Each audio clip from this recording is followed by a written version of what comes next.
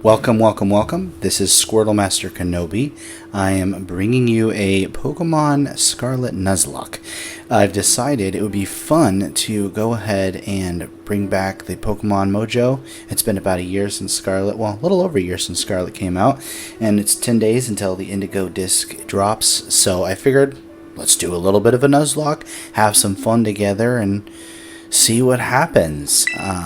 So for this Nuzlocke, what I plan on doing is surprise trades to, see what Pokemon I'm going to get for my team. And I will probably kind of just arbitrarily in some way decide, okay, this is a new area, so I'm going to go ahead and get a Pokemon from this area and then surprise trade it. Now, with the surprise trades, a couple rules that I'm going to follow with that is that the surprise trades cannot give me, let's do this real quick, just for a second. I think,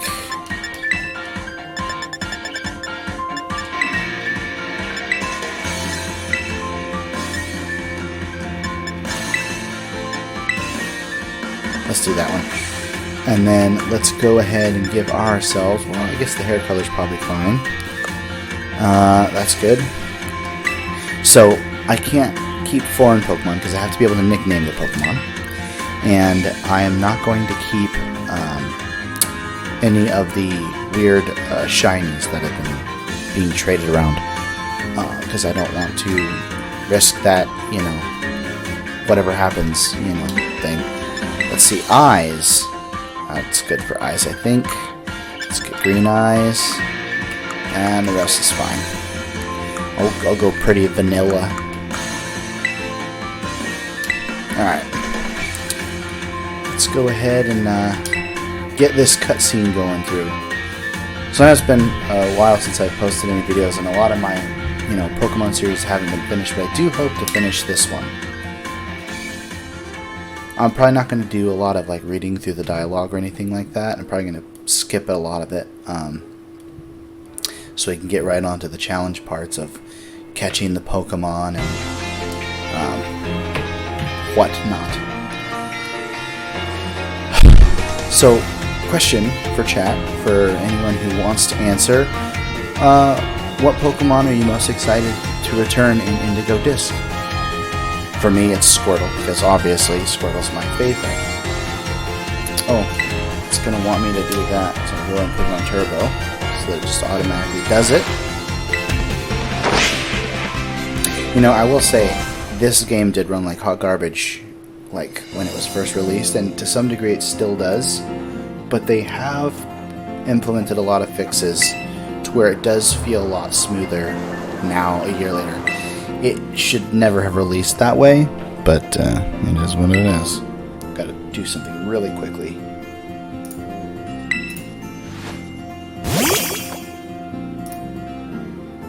Not that one. Alright. So.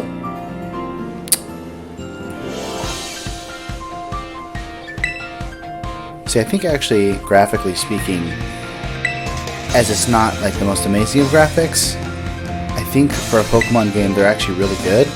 They just don't get to look as good as they could have because of such bad optimization that Game Freak had on this game, and all the buggy glitchiness of it. It just was unfortunate that it gets held back by it.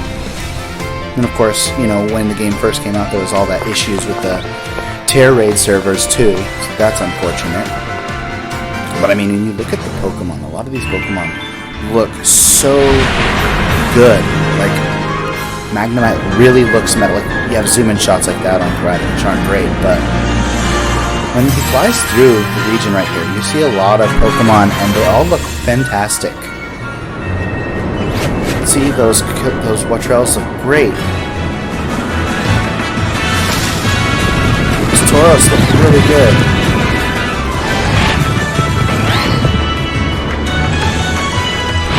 It's funny because in the cutscene that doesn't have the bad FPS, but then when you get into the town it does. It's really hilarious. See, I don't get why they had such a weird, low quality, like 240p look on the zoom in right there. See, it's so weird. I don't get that. It's like, it has weird, stupid things like that graphically. Excuse me. And then it has like really good things. Like the skyline is actually really good. Those Pokemon are really well rendered and stuff. The trees actually don't look too bad. Sometimes the bushes are a little rough. You actually, this whole beginning area, and I understand that to some degree, the beginning areas of games do tend to look a lot better than a lot of the rest of the games because they want to grab you in the first like hour of gameplay.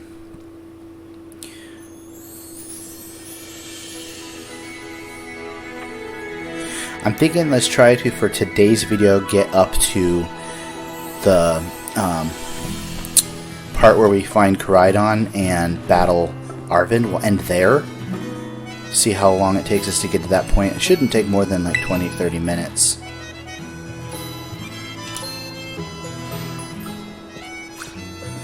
Only thing is that this first part doesn't let you run very fast.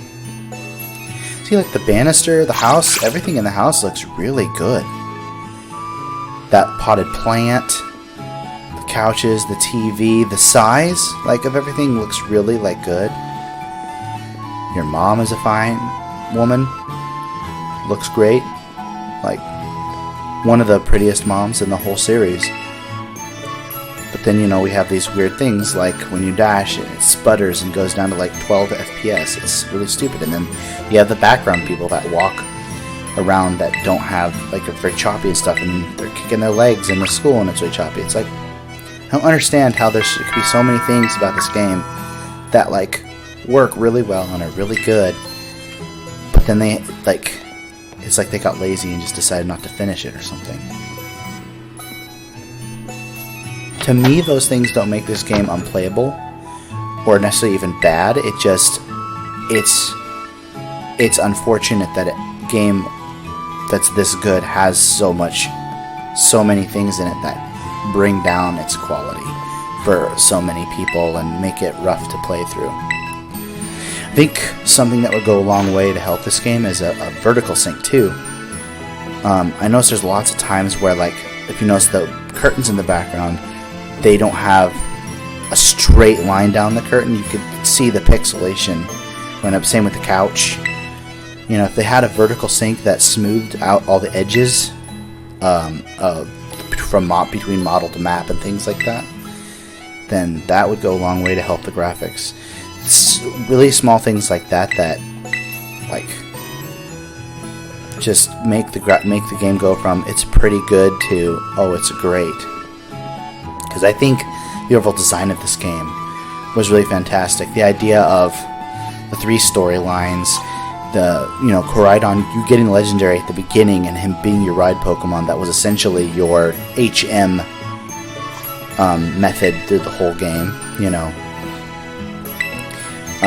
I will say though, the clothing options were an L in this game, in my opinion, and mainly because we came off of Sword and Shield, which gave you such good clothing options.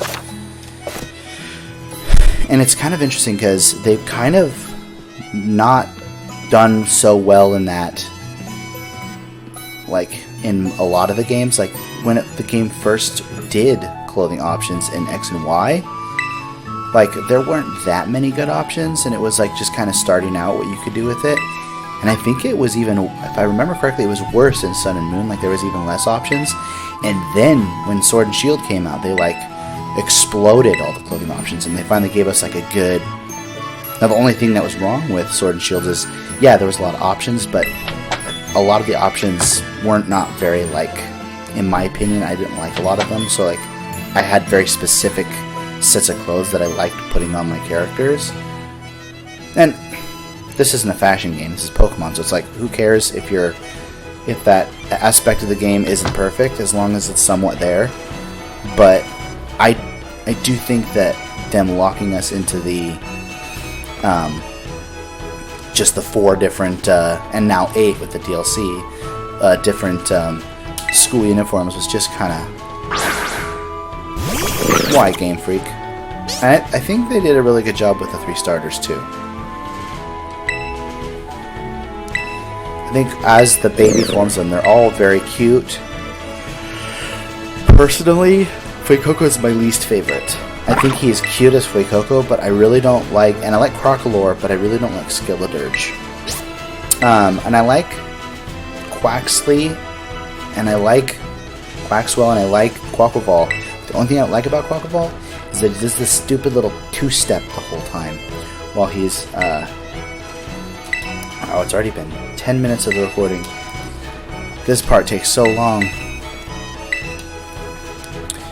Quaquaval does this dumb 2-step thing while on the battle screen, and it's like, don't do that. But he looks really cool. I like the way he looks. And I like Meowscarada and Florigato and Sprigatito. They're all great Pokemon. That is an area Scarlet and Violet, I think, absolutely nailed it. Is all the new Pokemon designs, well, not all of them, but like a good 90% of them are really solid designs. Like, very, very well done. Now, I like to walk all the way down here so I can run, and then I like to run back to the house to get all the items. I hate that they make you do this.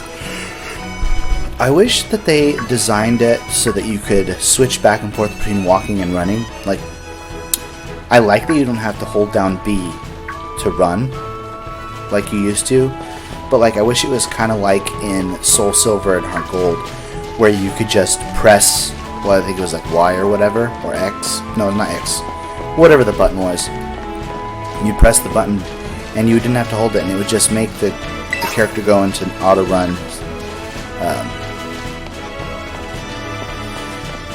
But now it seems like they don't even have just a standard walk. In order to walk, you just have to kind of hold the joystick back a little bit, not throttle all the way forward, which the only reason I don't like that is because you get to be lazier by just throttling it all the way forward and not trying to hold the joystick back.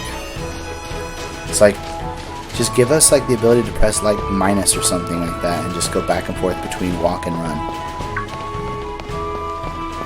Or even like when we dash. Oh, excuse me. The mount. Let us, like, how we just click the button and it lets us dash.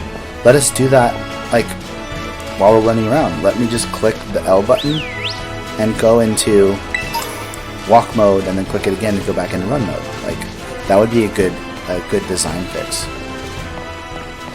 Another thing I think this game could have done better is I don't know why they didn't allow us to keep the Legends Arceus catching mechanic.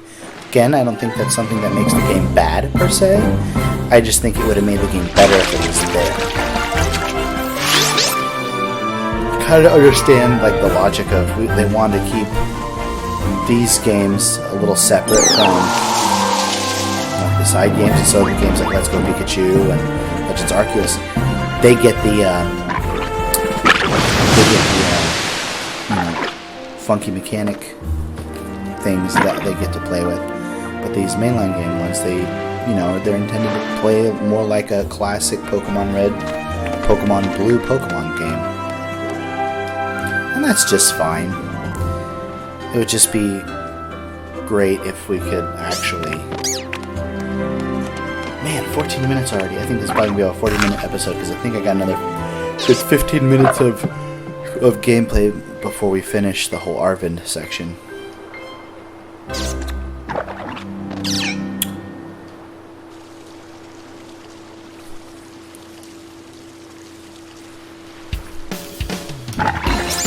Alright, well, I'm going to pick Quaxly. Actually, so if I pick Quaxly, then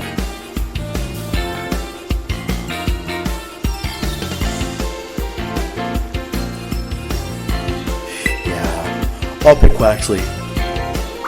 And here's another thing I'm going to be playing on is that the starter is the only. Well, no, I'm not gonna pick Quaxly. I don't think I'm gonna do that. I was gonna say starter's the only one I won't surprise trade. I think I'll go ahead and surprise trade the starter as well. I can't surprise trade until after the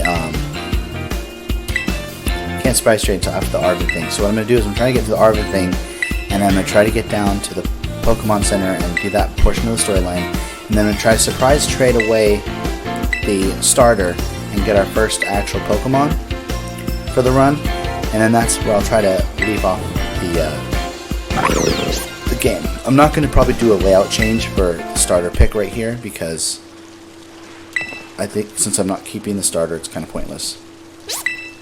And also, I do plan on not necessarily doing things in level order, but kind of going in whatever order I want to. So whatever seems to be the next best choice. Let's call you Donald, as in Donald Duck. Although I don't really need to worry about a nickname.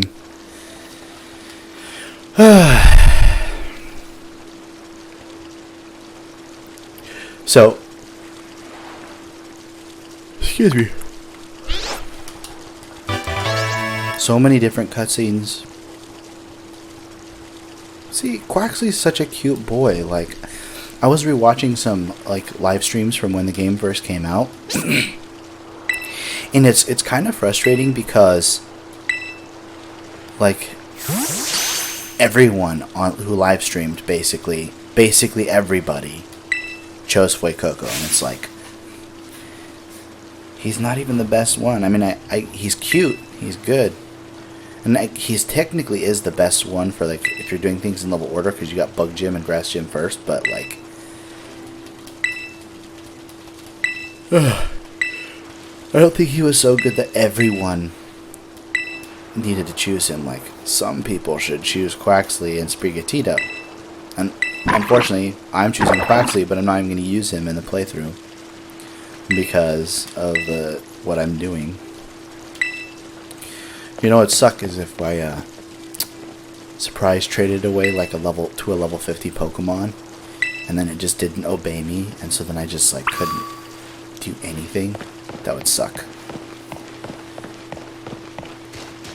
I don't know how many people actually come over here and get these items when they play, and how much people actually explore, or if they just... I know there's some people that just explore the crap out of things, and then there's some people that just beeline for story. I like to think I'd balance it a little bit. I feel like I do like to kind of clear out areas and moderately explore a lot of areas, but I don't feel like I overdo it typically. I guess it depends on the game. Also, in the past, I've usually used like a strategy guide that had the map, so I could just follow that, so I didn't have to worry about exploring areas that I didn't need to go to.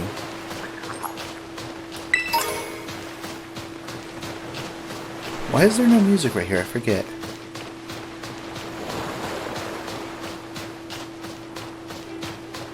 Alright, let's destroy Nimona real quick.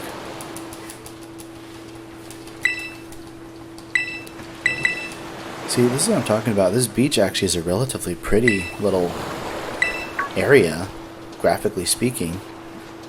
Shadows aren't as bad as they used to be.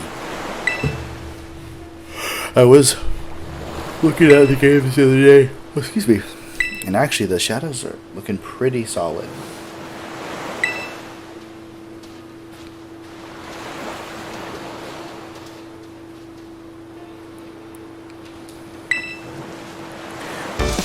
Come on, let's do this.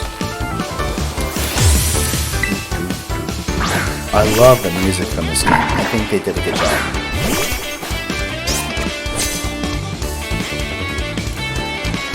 Don't worry, I'm not gonna like try to defend this game the whole time either.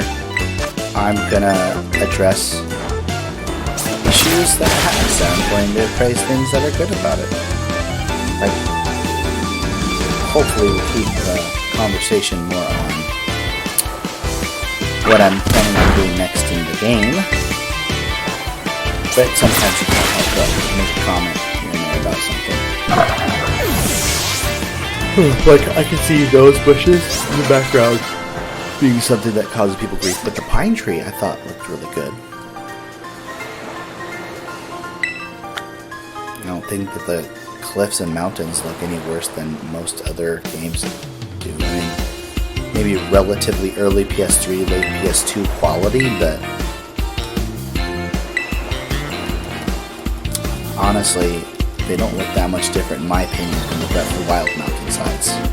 The bigger issue, I think, there is, so when you go up close to it, it looks fine, but the further away you are from it, the worse it looks. It's like they don't have a good render distance or something. Excuse me. I like how all of his Pokeballs are Premier Balls. That's kind of fun.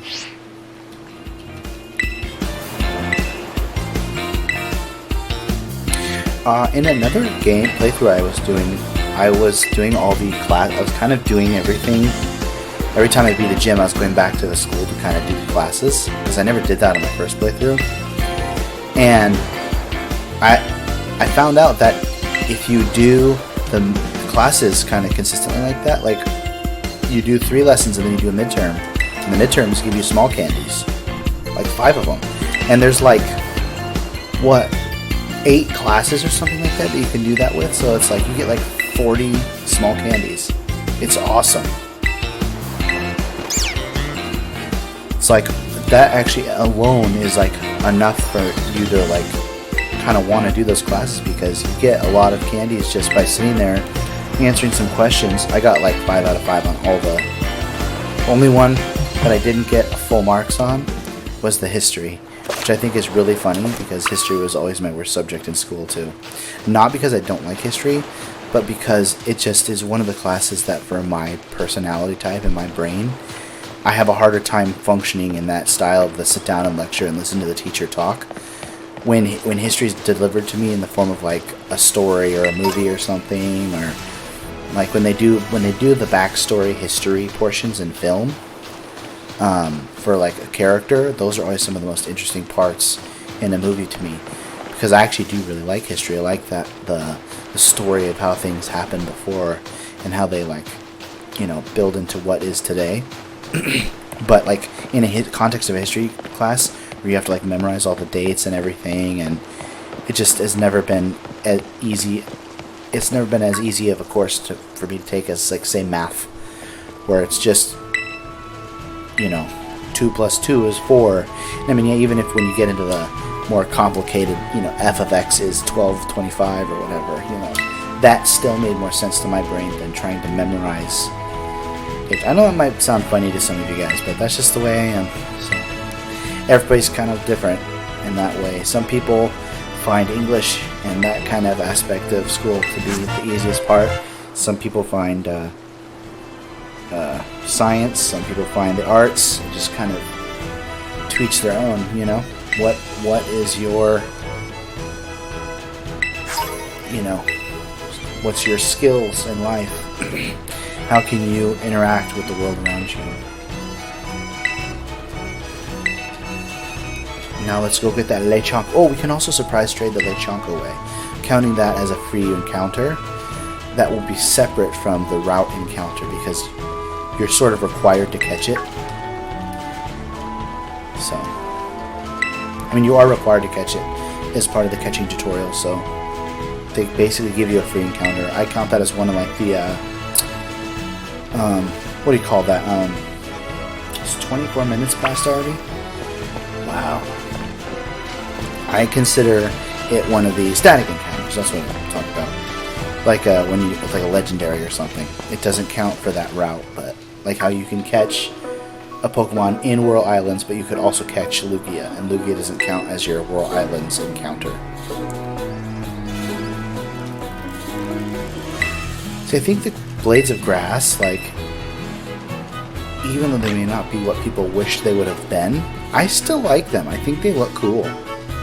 I like the way they interact with the wind too. I think it looks really good. I think the trees look really good in that regard too. I think the textures could be a little more solid, but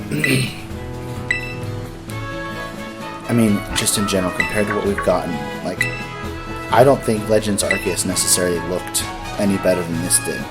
In fact, I kind of think it looked a little worse, personally. I just, like I said, I think it really comes down to the fact that this game was not optimized very well. And because of that, a lot of graphics couldn't really probably be what they were supposed to be. They couldn't make the graphics good because they didn't optimize it. So the game would load the good graphics. And that was just Game Freak being lazy, and that's not really an excusable thing. But I also think this is what they gave us with being lazy and only like a year and a half maybe to be able to work on it with like only 100 people. Imagine if they gave themselves more resources, more time, and weren't lazy about it, how good of a game they can make. And to be honest with you, I think that's what probably makes a lot of people upset about this game, is that it's not necessarily that this game is really that bad, it's that because of how good this game is with being so bad. You know, how good of game we could have gotten if Game Freak tried a little bit more. If it had tried just even 10% more. Maybe that's just my perspective on it. Maybe some people just really do hate this game. That's fine too. Alright. We're almost there, folks.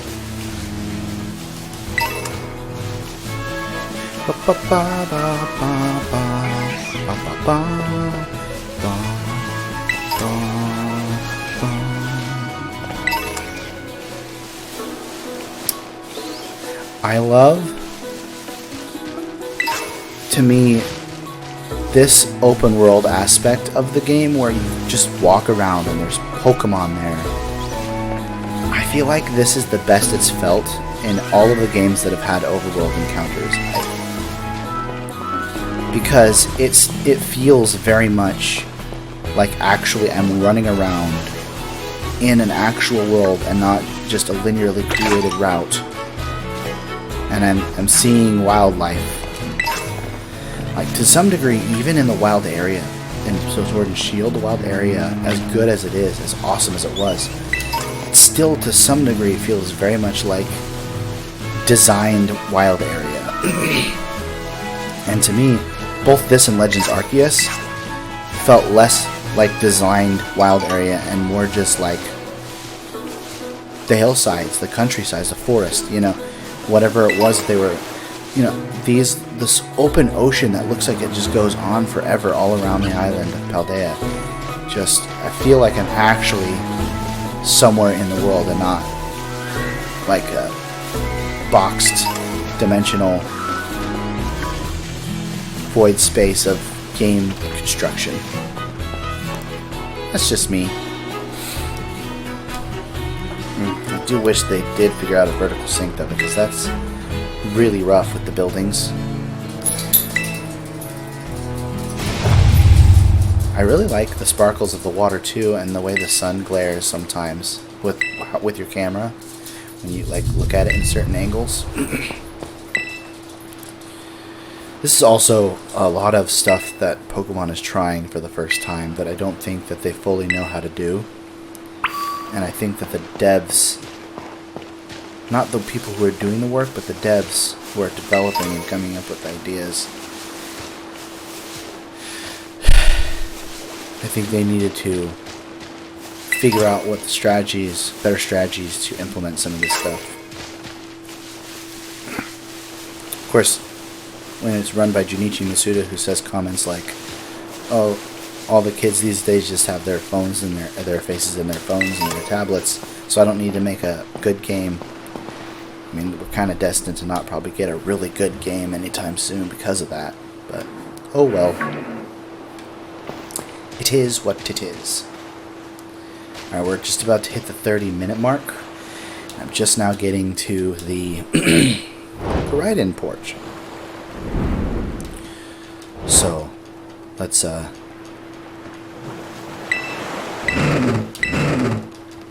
I put... I don't think I changed the, text to fast.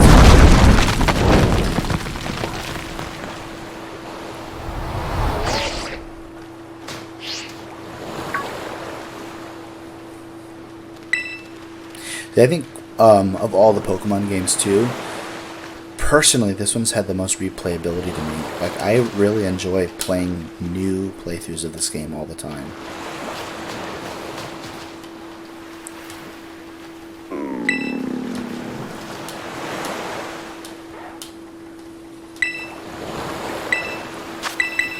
Oops, I don't want to feed him the adventure guide.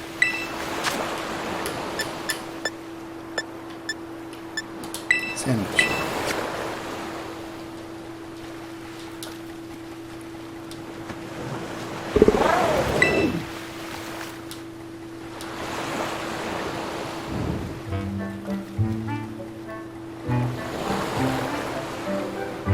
Man, I love Koraidon. It's such a cool looking legendary.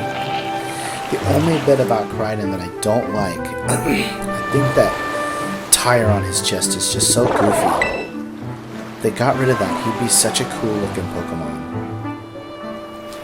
Like, actually, like this, it looks fine. But like, there are times when he stands up or whatever and it puffs out, and it looks way terrible. I think you're gonna see it right now, like when he turns into his battle form.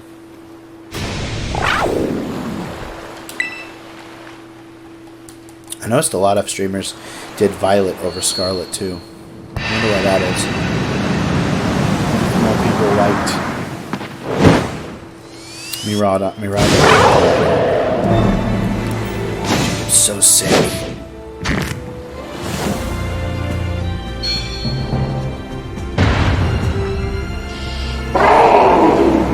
Way cooler if the tire wasn't jetted out unnecessarily far.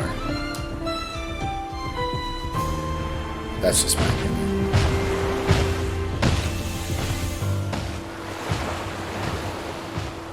Oh, I love Koraidon. Ooh, that was really pixelated right there. I never noticed that before. That was rough. I don't know if it did that before when I played this.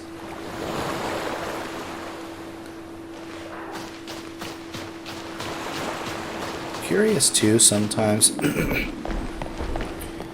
depending on what monitor you're playing on too, if some of these things might be more or less apparent.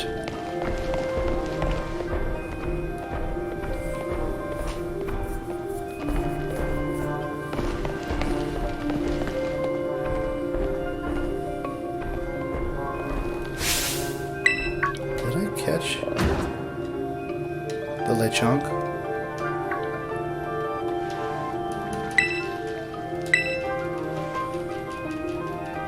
I'm kind of forgetting. Did I catch the chunk? I don't know. I might have been just haphazardly doing stuff, and I don't even remember going to my Pokeballs and getting Lechonk. If I didn't catch Lechonk, then I don't get that encounter. It is what it is. That's on me.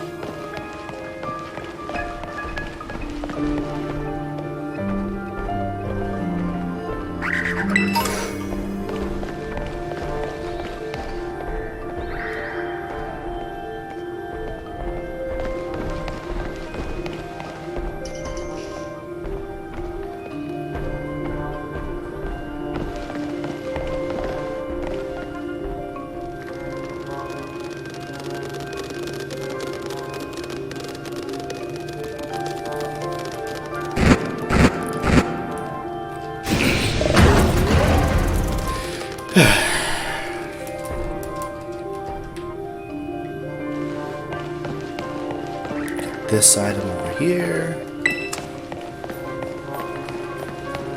And then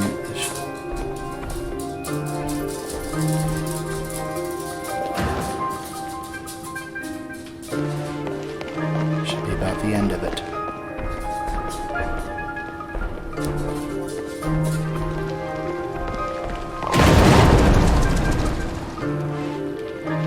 Whoa.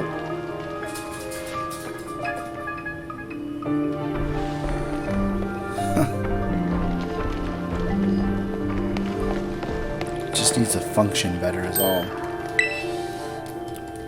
Look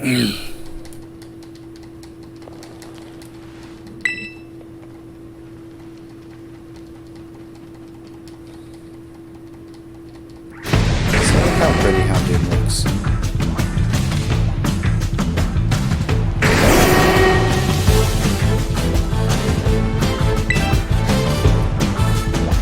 It's pretty cool music right here too.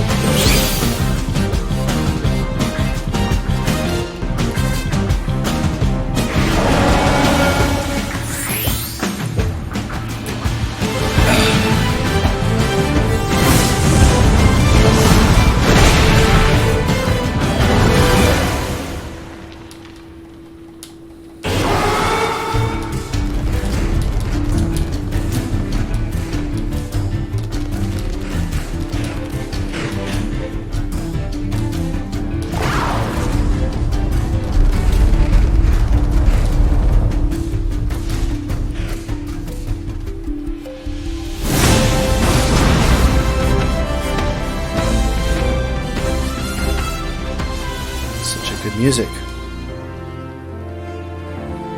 I like her color vibes. It's like a combo between brown and yellow.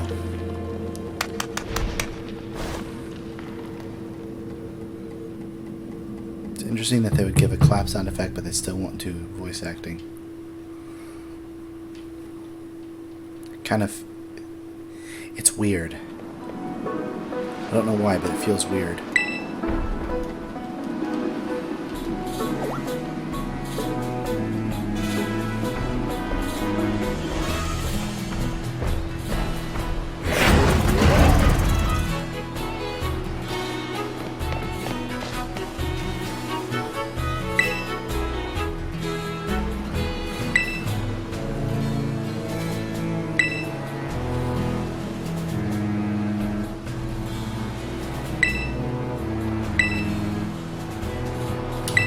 Say, we're almost there.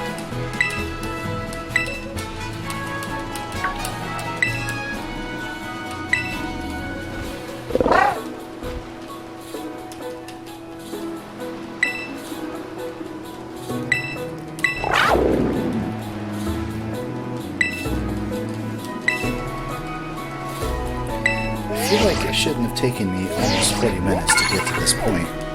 It's kind of ridiculous. Well, I think I wasted that much time either.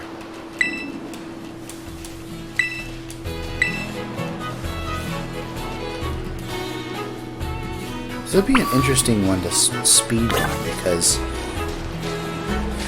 feel like there's a lot of points where you just have a certain amount of time that you have to wait through because of cutscenes and whatnot. And then also, like, you have to work really hard not to let yourself get distracted with wild area stuff. Or not wild area, but just, you know, exploring the map. Just going for your target. Like, when you go from, start getting to go from thing to thing to thing to thing to thing to thing to thing, you could start going way quicker than most other Pokemon games do, but during the times when you have these long cutscene moments, like the beginning and the very end mainly, oof, that would be really, really, what do you call it, nerve-wracking.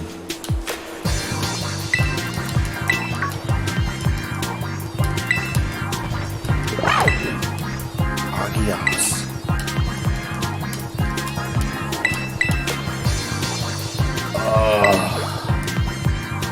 I like the characters in this game too. I feel like all the characters make more relative sense with each other in this than they do in some other games.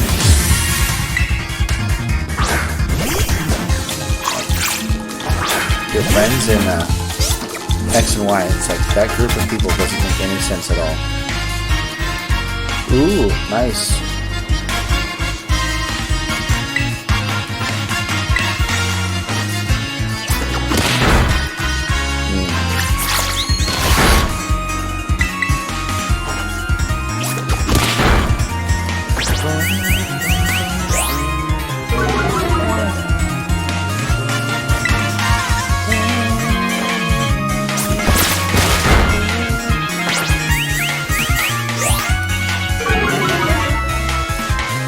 thinking I'll probably go ahead and do the Buck Gym first because of the fact that it's such an easy gym. It increases my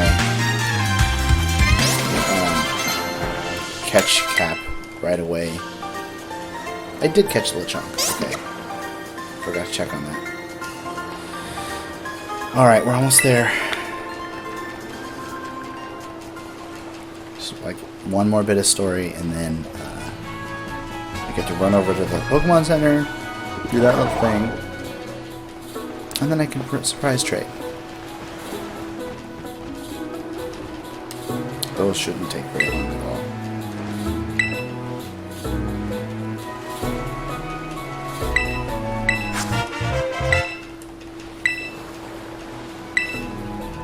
Imagine I surprise trade a raid Koraidon.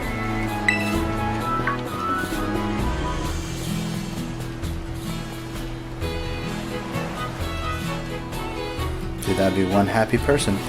I got a Koraidon!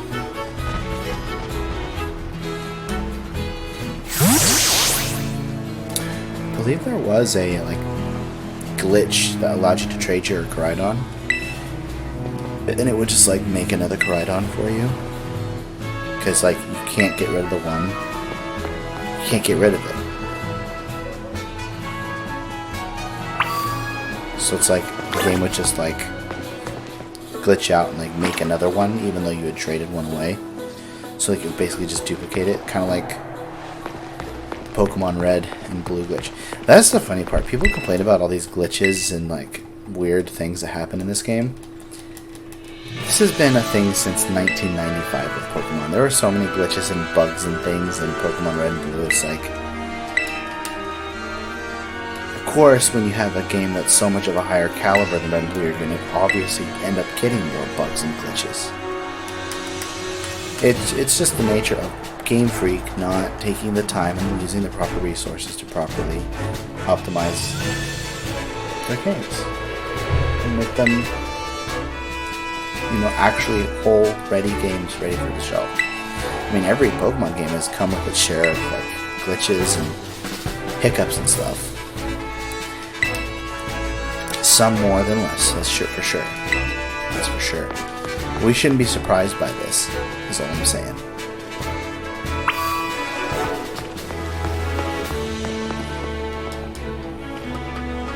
I think the least glitchy games were probably...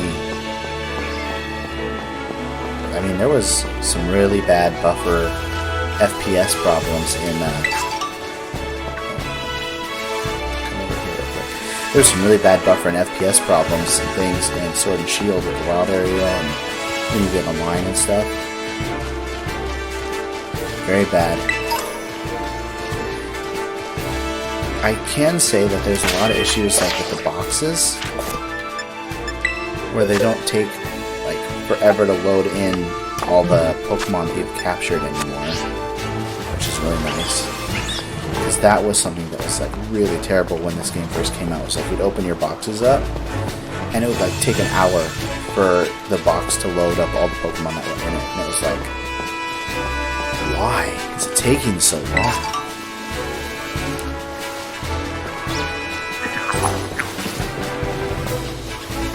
Alright, we're almost going to get to actually put a Pokemon on our layout. Just got to do this last bit right over here at the Pokemon Center, and then I can actually do it. And then I can go catch some Pokemon on the next one. Will be the Encounters episode and getting into Messagosa. I want to try to make these videos somewhere between 30 to 45 minutes long on average. I think it's okay for first episodes to be a little longer. Get some of the intro starting stuff out of the way. See, now that I'm at a point where I have unlocked all this area and I can go explore this whole area, that's gonna be good. The Messagosa part will probably be half of an episode in itself.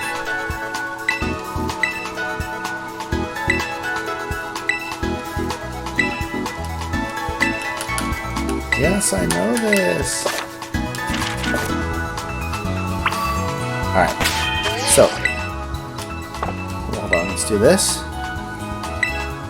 Connect to the internet.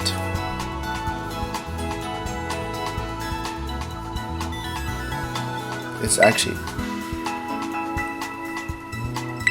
connecting to the internet a lot faster than it used to.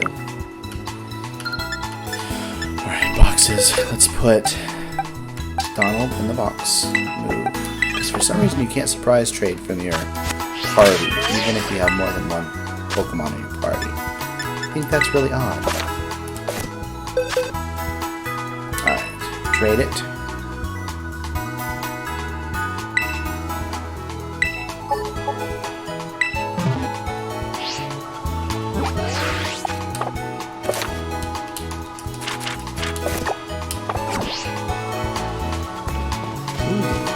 Taking a minute.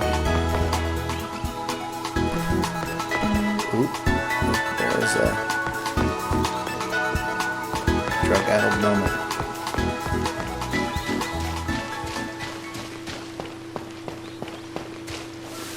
These usually take very quick. I think I'll probably just do the Quaxley one and then save the other one for the next video.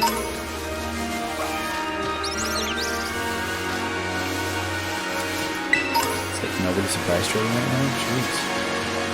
I was surprise trading the other day and it was like not taking any time at all.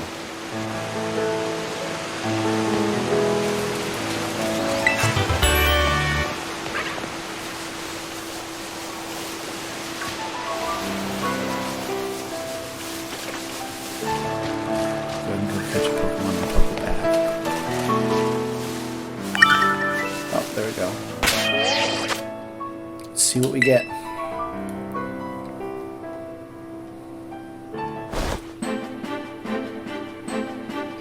Imagine I get like a Charizard. That would be awesome. Not gonna happen. A Grimer. Interesting. What level? Oh, it's foreign, so I've gotta trade that one. It's an interesting way to complete the Pokedex too. I've wondered if it was possible to complete the Pokedex with surprise trading, and I think the answer that I've come up with is no. And the reason why is because you can't. I mean, it's theoretically it is, but in order for you to be able to complete Pokedex with surprise trades, every single Pokemon would have to be traded in a surprise trade queue somehow. So I don't think that that would happen typically. Come on, give me like a Scarlet or something down there. Oh, a Glimmet. That's kind of an interesting first Pokemon.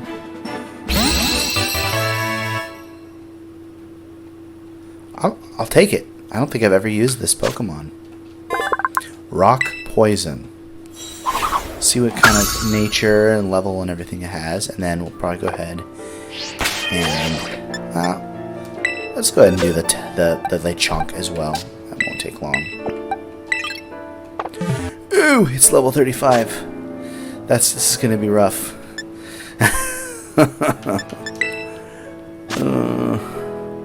Surprise trade. Lechonk.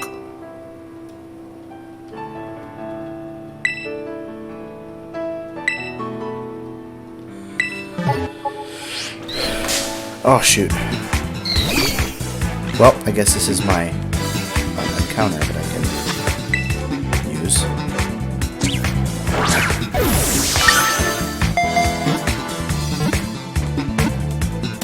Look at that glisten on that Pokeball. That's really nice.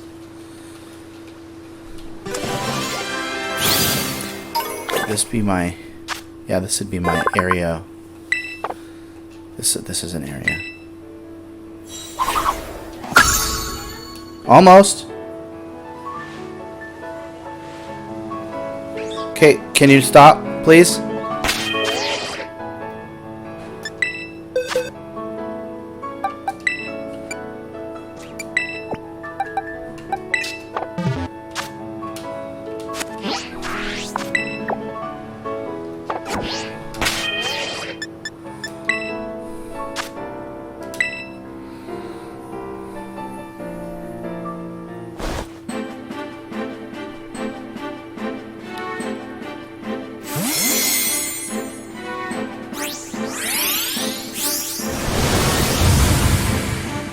Ooh. Very interesting. I like it.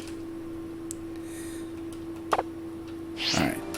So I will save a Zuril for next time. Oof, this is going to be rough. Alright. So let's just take a look at them both real quick. I'll name them next time as well. Ash!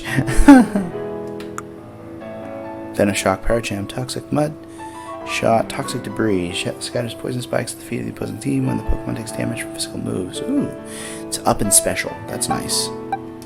So are all these special moves? That's special. Those are all special moves. That's good. Very nice. Alright, what about this one? Down and special.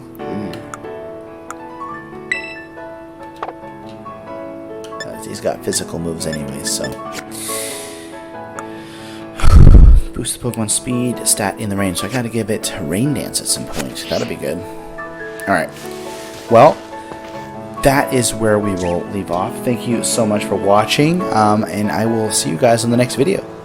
See you later.